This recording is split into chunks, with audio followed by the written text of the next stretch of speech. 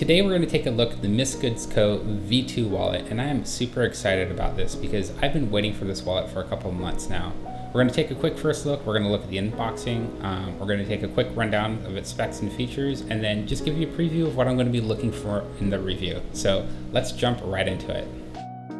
So unboxing this wallet is pretty on brand for Misc Goods Co. It's pretty minimalistic. You got a really well styled box, and then the wallet itself is just wrapped in some pretty high quality, I will say, tissue paper, but it is just tissue paper at the end of the day. But for a wallet like this, you really don't need a whole lot else. You just need to make sure it's not tumbling a whole lot. And then inside the wallet itself is just a couple of cards, more information on where you can find info on some more of the products, etc., things like that.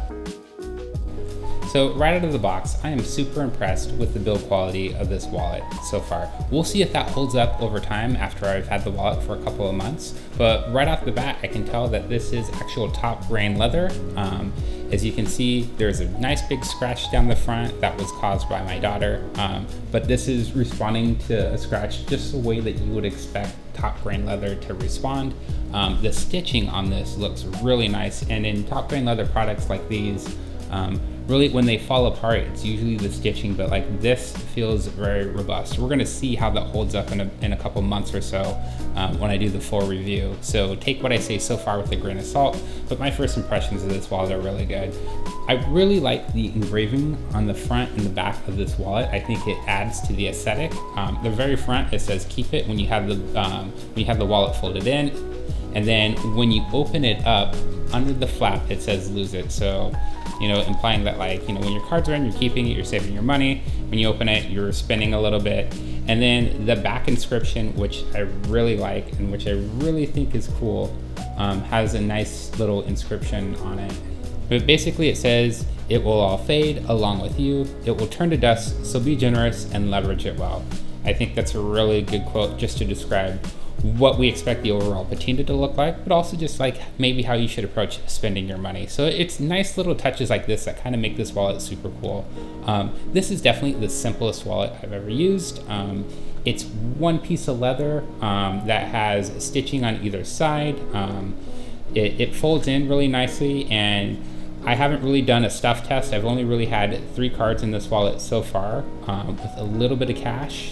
My impression is that even when you fill this with cards, there's going to be enough room for the front flap to still fold in because the leather comes out just a little bit.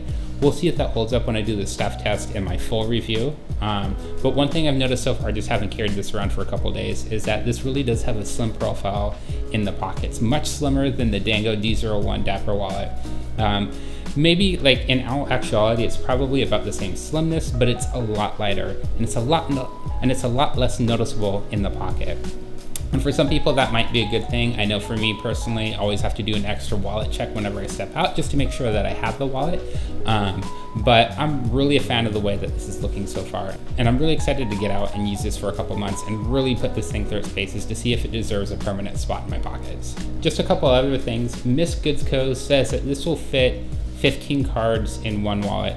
I'm a little skeptical of that. I think there's definitely more room for cards than what I have in it, but I don't know if it's going to be quite 15 cards worth of stuff, at least not 15 credit cards worth of stuff. Maybe if they're counting like business cards as an accessory, then that's a possibility, but not this. The other thing is that this wallet is truly a minimalist wallet. There's no extra frills, there's no RFID blocking technology, none of that type of stuff. It's just a strap of leather that's designed to carry your wallet. It's just a strap of leather that was designed to carry your cards and a little bit of cash. With all that said, I'm excited to give this product a long-term review, give it my thoughts, see if it actually patinas well, see how it holds up to wear and how it holds up to just daily use, see how it responds to some of the scratches. If you like what you see, definitely hit the subscribe button to see when I post my full review of this wallet. Also give this video a like if you got any value out of it. It helps the video out tremendously. Other than that, thank you guys so much for taking the time to watch. Have a great day, and I'll see you in the next one.